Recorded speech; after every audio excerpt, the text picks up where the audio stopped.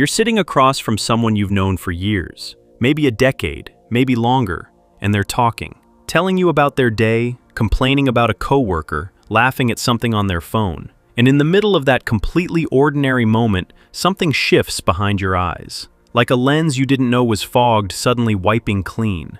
You look at this person you've shared meals with, exchanged secrets with, built years of history with, and you realize you have no idea who they are. Worse than that, you realize you've been looking at a performance this entire time, and for the first time, you can see the performer. That moment changes everything, and there's no going back from it.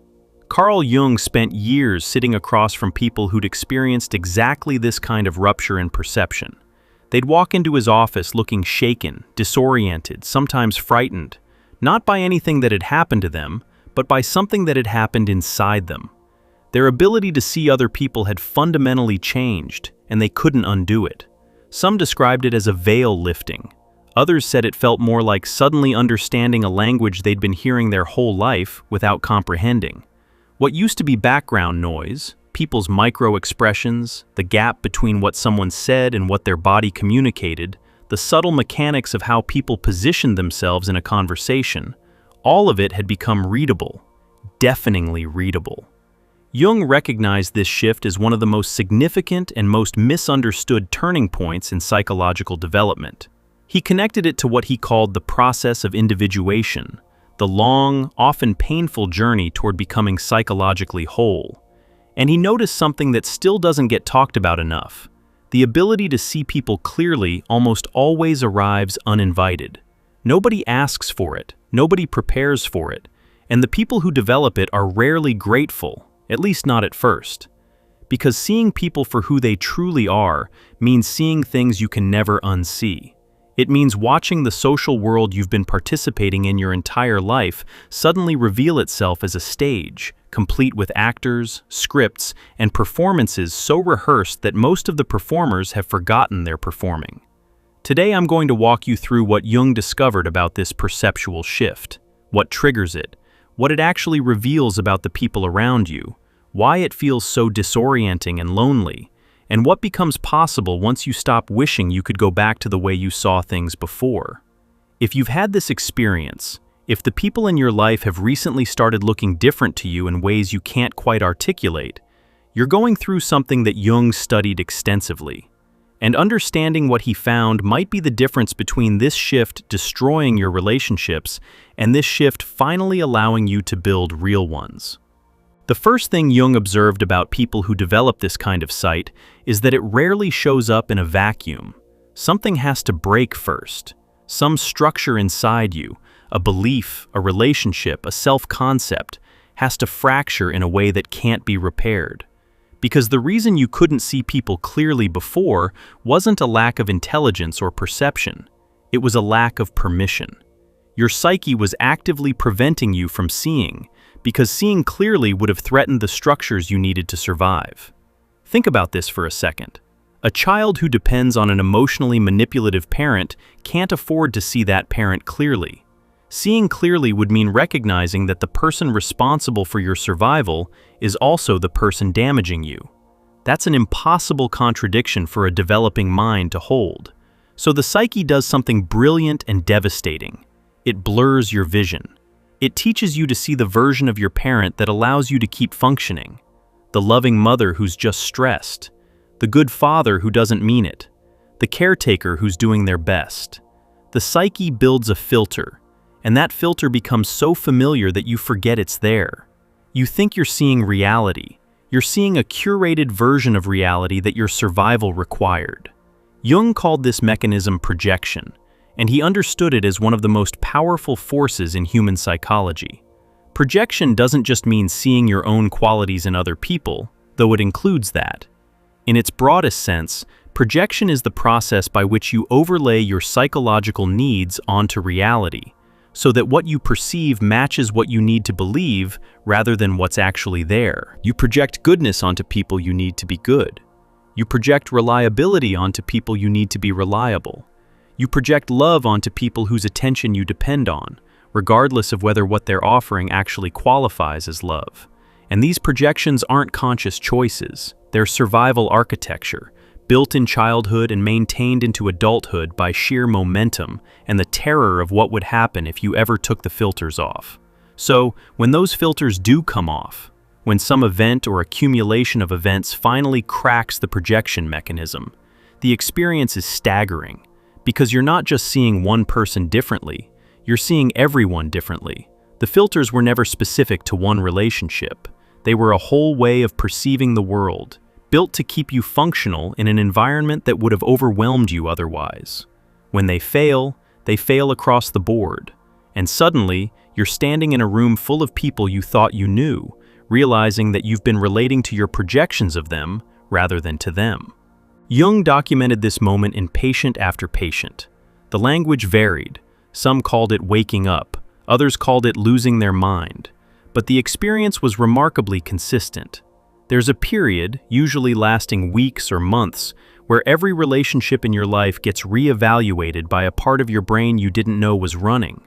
You look at your closest friend and suddenly notice the way they only call when they need something.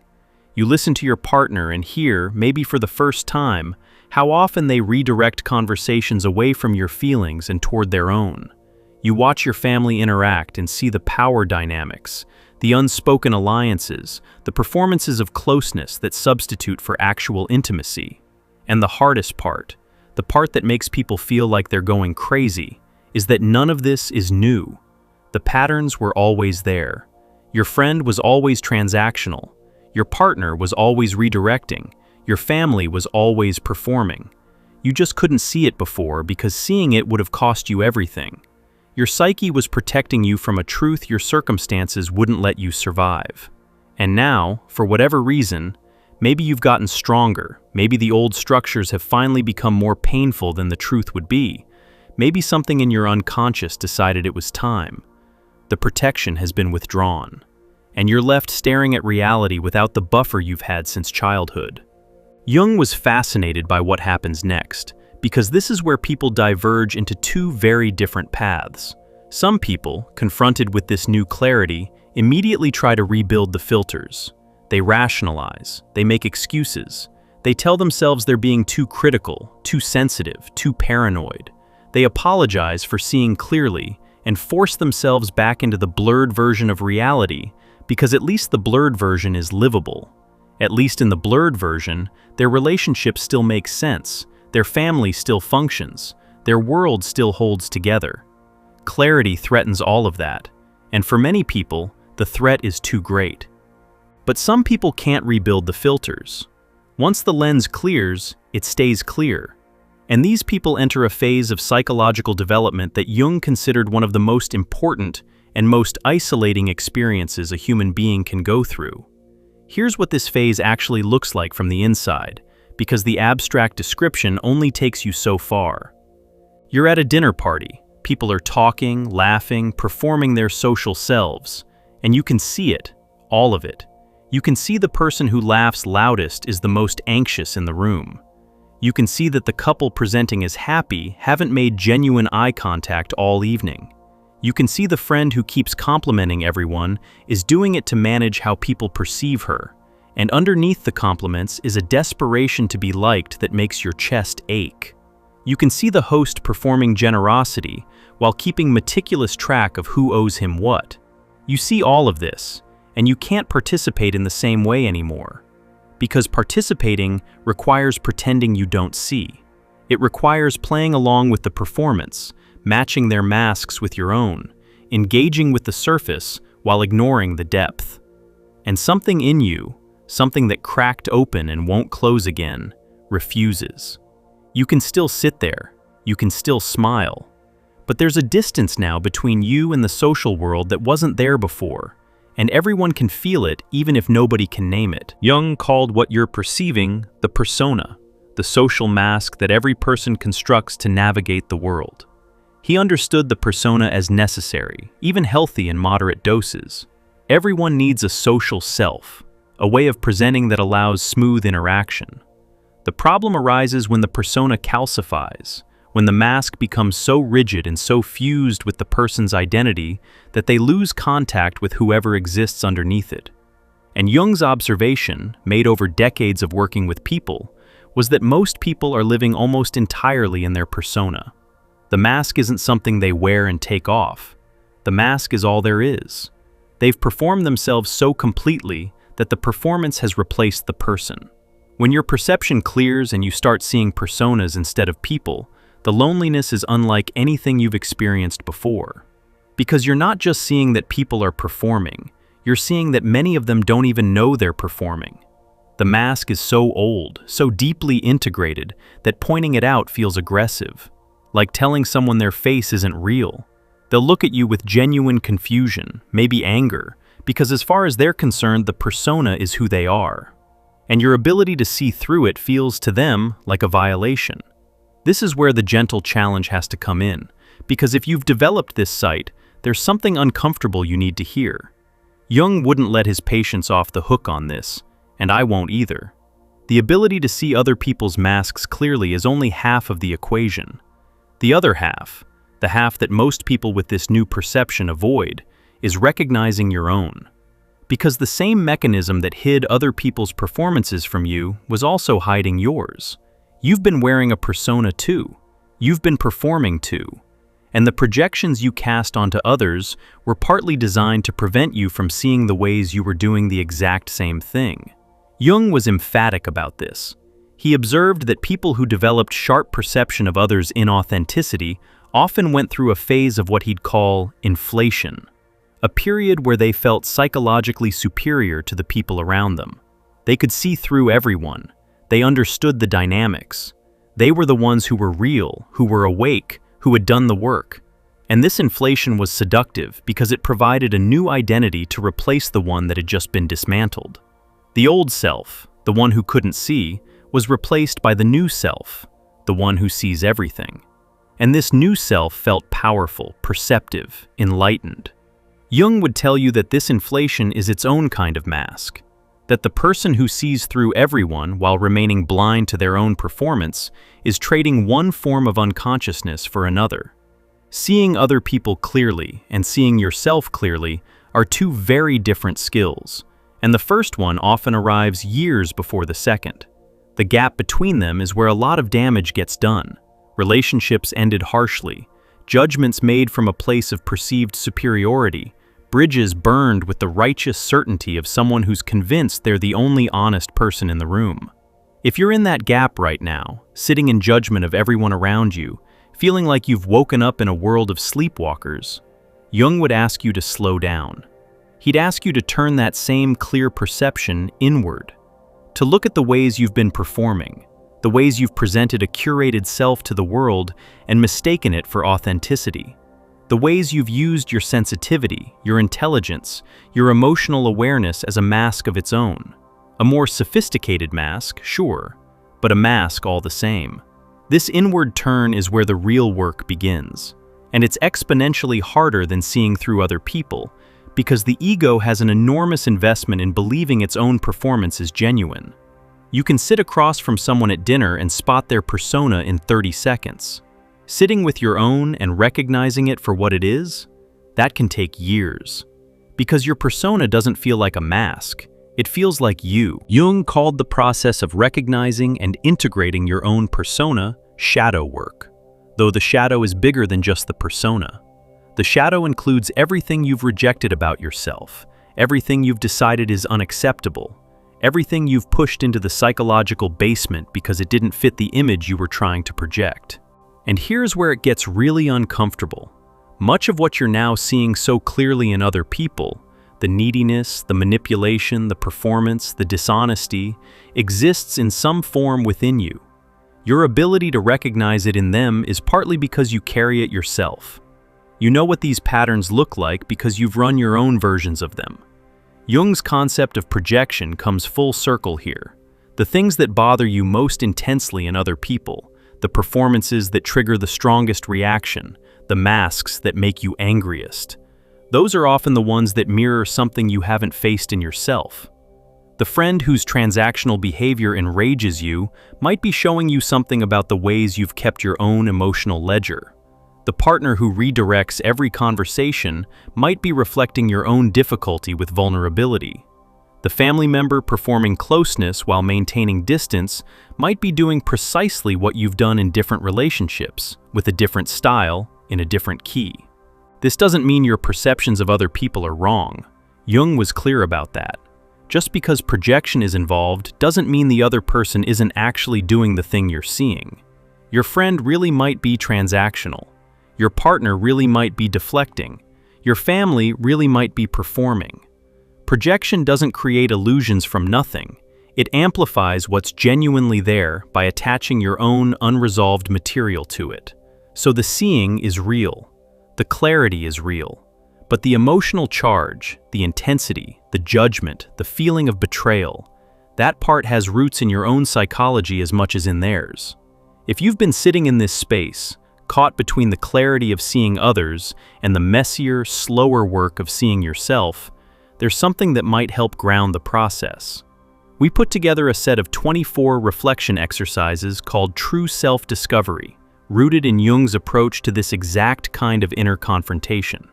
The kind where you take what you've learned about reading other people and aim it at yourself, honestly, without the ego's usual defenses running interference. The link is below this video, and if you're in the middle of what I've been describing, it was built for exactly where you are. Let's keep going, because there's another layer to this that Jung spent decades exploring, and it might be the most important one. Once you move through the inflation phase, once you stop using your new sight to feel superior and start using it to investigate yourself, something changes in how you relate to the people you've been seeing so clearly. Because now you understand something about the persona that you couldn't understand from the outside. You understand why people build masks. You understand the fear underneath the performance. You understand that the friend who's transactional learned early that love was conditional and has been trying to earn it through usefulness ever since. You understand that the partner who deflects was punished for having needs as a child and now treats vulnerability like a threat. You understand that your family performs closeness because real closeness was never safe, and the performance is the closest they can get to something they genuinely want but have no tools to achieve. This understanding doesn't excuse behavior. Jung never advocated for tolerating mistreatment because you understood its origin. But understanding changes the emotional texture of what you see. The anger softens into something more complicated, a mix of recognition and sadness, and a strange kind of kinship. Because you're looking at people's survival strategies. You're seeing the architecture they built as children to make it through environments that didn't accommodate who they really were. And you built architecture too. Different blueprints maybe, different materials, but the same fundamental impulse to survive by becoming whatever the environment demanded. Jung described this shift as the beginning of genuine compassion, and he distinguished it sharply from the kind of compassion most people perform. Performed compassion says, "I feel sorry for you," from a position of perceived superiority. Genuine compassion says, "I recognize this," from a position of shared humanity. The first keeps you separate, the second connects you, and the connection it creates is deeper and more honest than anything the persona could fabricate. But, and this is where Jung's thinking gets really nuanced, genuine compassion doesn't require you to maintain relationships that damage you. Seeing someone's wound doesn't obligate you to keep getting cut by it. Understanding why someone performs doesn't mean you have to keep sitting in the audience. One of the most radical things Jung observed about people who develop this perceptual clarity is that they often become more selective about relationships, not less. They don't become cold or dismissive, they become precise. They develop an ability to distinguish between people who are unconsciously performing and resistant to any awareness of it, and people who are unconsciously performing but have some willingness, even a small buried willingness, to look at what they're doing.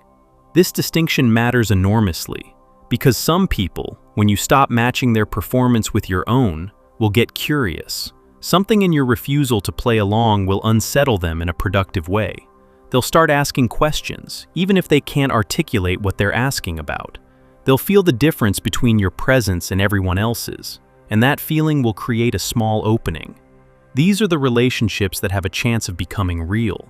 They won't transform overnight.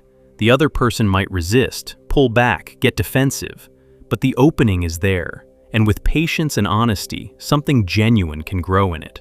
Other people, when you stop playing along, will simply replace you. They'll find someone else to perform with, someone whose filters are still intact, whose projections still match theirs, who'll play the role you vacated without asking uncomfortable questions. And watching this happen, watching someone you cared about seamlessly substitute you with another performer, is one of the specific pains of this perceptual shift that nobody warns you about, because it reveals something your old filters would have hidden. The relationship was never about you. It was about the function you performed. And anyone who performs that function adequately will do just fine. Jung sat with many patients processing exactly this realization. The grief of discovering that a relationship you thought was personal was actually structural, that you were a role, a position, a function in someone else's psychological system, rather than a person they genuinely connected with. This grief doesn't follow the normal rules. You can't process it the way you'd process a breakup or a death, because the person is still there, still calling maybe, still texting, still performing the relationship. The loss is more subtle. It's the loss of an illusion, the loss of what you believed was there. And you're grieving something that, in a sense, never existed, which makes the grief feel illegitimate even as it consumes you. Here's what Jung found in the people who made it through this grief without hardening. They developed something he called psychological sovereignty, the ability to stand fully in your own perception without requiring anyone else to share it or validate it. This sovereignty is different from isolation, though it can look similar from the outside. The isolated person is cut off from others by walls they've built. The sovereign person is connected to others by choice, from a position of wholeness rather than need. Sovereignty means you can see someone's mask and still engage with them. You can recognize a performance without needing to expose it or fix it. You can love someone while seeing them clearly, including the parts they're hiding, including the parts they don't know about themselves. You hold your perception without weaponizing it. You don't use your sight to control, to manipulate, to establish dominance in a relationship. You simply see. And you let your seeing inform your choices about how close to stand, how much to invest, what to expect. This is extraordinarily difficult to maintain, and Jung was honest about that. The temptation to use clear perception as a tool, to predict people's behavior, to stay 3 steps ahead, to protect yourself by turning relationships into chess games, is enormous. And some people with this kind of sight do exactly that. They become master readers of people, but they use the reading defensively, manipulatively, keeping everyone at a calculated distance while appearing open and available. Jung would have recognized this as shadow inflation, the misuse of a genuine psychological gift in service of the ego's need for control. The alternative, the one Jung advocated, is harder. It means using your sight to choose vulnerability rather than to avoid it. Seeing someone clearly and deciding to love them anyway, with full awareness of their limitations and performances, is one of the most courageous acts available to a conscious person. It's love with your eyes open, and it creates connections of a quality that most people never experience, because most connections require at least one party to be partially blind. Let me bring this closer to where you might be living right now, because the theory only matters if it connects to Tuesday morning, to the phone call with your mother, to the silence between you and the person you share a bed with. You've started seeing people, really seeing them, and the world looks different now, lonelier in some ways, clearer in others. People you trusted look more complicated than you realized. People you dismissed might look more wounded than you'd given them credit for. The social situations you used to navigate easily have become exhausting because you can't stop reading the room, can't stop seeing the machinery underneath the smiles and small talk. You might be wondering if something's wrong with you, if you've become cynical, if this is what it feels like to lose your ability to connect. I want to tell you what Jung would have told you. What you've lost isn't the ability to connect. What you've lost is the ability to connect through performance, through mutual pretending, through the comfortable blur of projection and filtered perception.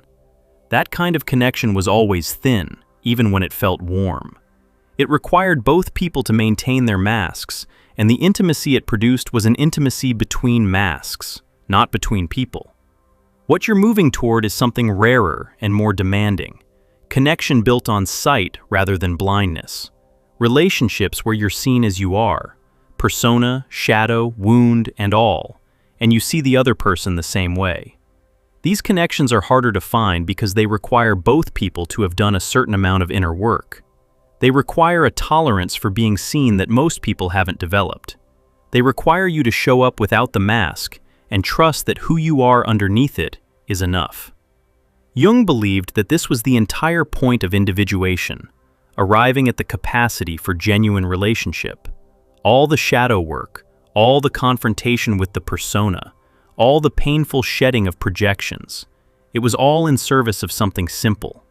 The ability to sit across from another human being and actually be present, to see them, to let yourself be seen, to hold the full complexity of who they are without needing to simplify them into a character in your personal narrative.